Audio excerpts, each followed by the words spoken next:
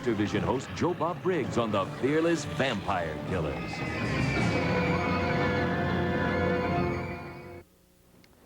Well, it's already kind of a weird movie, right? Like Roman Polanski's created this whole village full of vaudeville performers. That's Roman Polanski, by the way, in the role of Alfred, the assistant. And of course, that's Sharon Tate in the bathtub.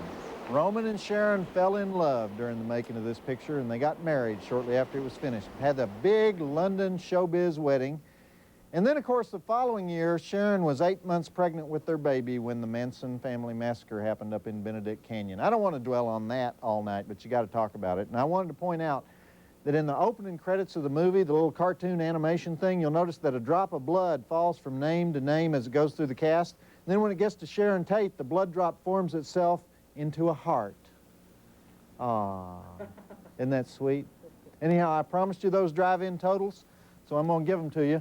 3 dead bodies, bat to the head, 1 snaggletooth hunchback vampire, 1 gay vampire, 1 Jewish vampire, blood-sucking, heart-staking, cross-country vampire hunting skiers, zombie ball, 1 sleigh chase with crash, 2.5 stars. Check it out. Now I want to move this thing along because kind of a long one tonight. Fearless Vampire Killers, by the way, got horrible reviews when it first came out. One of the worst movies ever made, according to the critics. And then all these horror film buffs rediscovered it in the 70s and 80s. And now people call it, I get the snow in my mouth. Now people call it a masterpiece. They're always talking about the cinematography, how beautiful the cinematography is. You know you're in trouble when people start talking about cinematography. You know what I mean?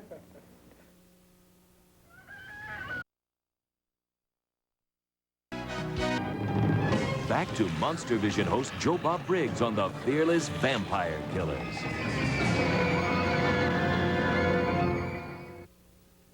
Okay, now that the professor and Alfred have gotten into the vampire castle, finally, we can take a moment here for the old Monster Vision mailbag, and to help us out is the demure, diminutive, and modest TNT mail girl who works for us regardless of sleet, hail, rain, snow, gloom of night. We especially like it when she works in the rain.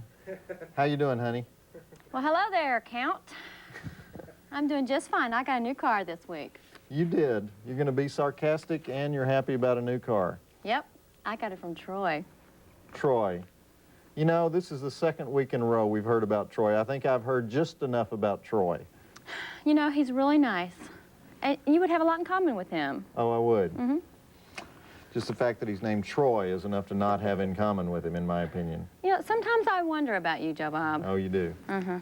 Here, why don't you read this letter? It's from Chris of the Internet. All right. Another Internet letter. It comes in an envelope with a postmark of Cincinnati on it. Okay, Joe Bob, I am a true witch, a Wiccan.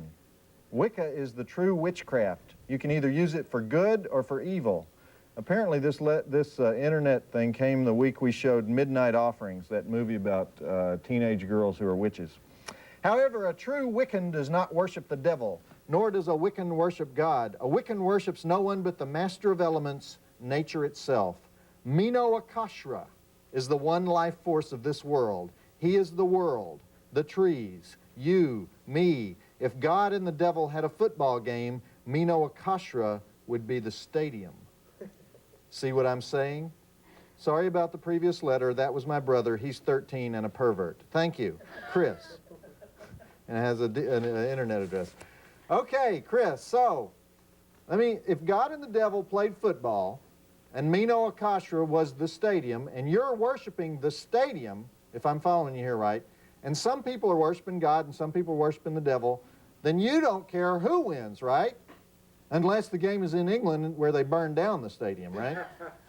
So in the words of Phil Donahue, help me out here, because if the witch is the stadium, we have no movie, you know, in terms of Midnight Offerings. But that's a very interesting letter, though. What do you think, honey? Do you think there's a good and an evil? I think there is more good than evil. Oh, really? Well, see, that makes us fit together really well, because I think there's more evil than good. And I think you're negative. And I think you should dump Troy. Goodbye. You know, just when we were getting into a heavy metaphysical conversation, you know, she always leaves. I was starting to feel good about her, you know. Roll the movie. You know, if you can't, we could discuss Schopenhauer, Nietzsche, Santana, Jonathan Livingston Seagull, you know, Khalil Gibran, Deepak Chopra.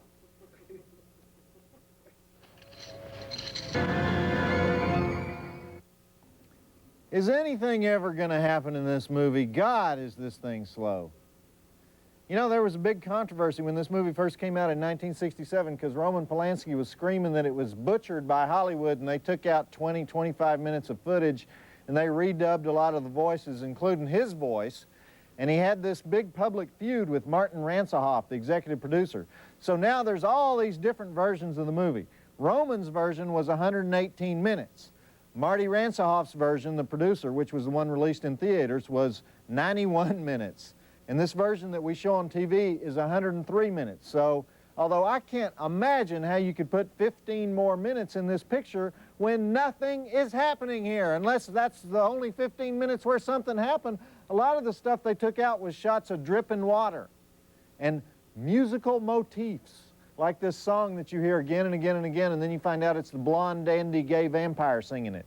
And so the producers took all this stuff out, and Roman Polanski says, they took all the stuff out where nobody was talking. They think if no one is talking, then nothing is happening, which I agree with. And he called Marty Ransohoff a pig and a hypocrite, and he said they took his great movie and they turned it into a Transylvania Beverly Hillbillies, making fun of Marty Ransohoff's TV show. And MGM wanted to sue Polanski. They were so mad. They said people didn't go see the movie because Polanski was running the movie down so much. And they were also mad because he was supposed to film it in 12 weeks, and it took him 21 weeks, so it was twice the original budget.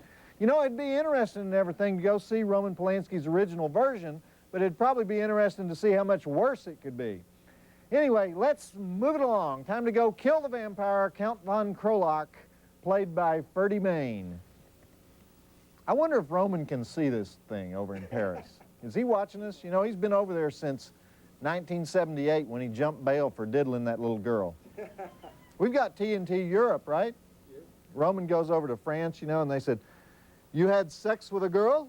She was over the age of 12, wasn't she? Big deal. Those French, you know, they're kinky.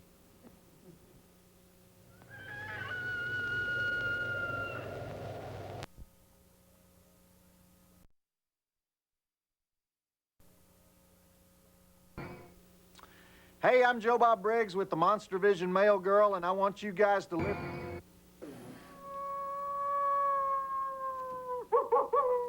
Oh. What were we showing? Oh, yeah, the thrilling, fearless vampire killers.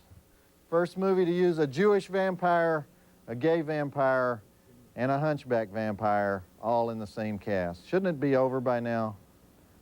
No. Okay.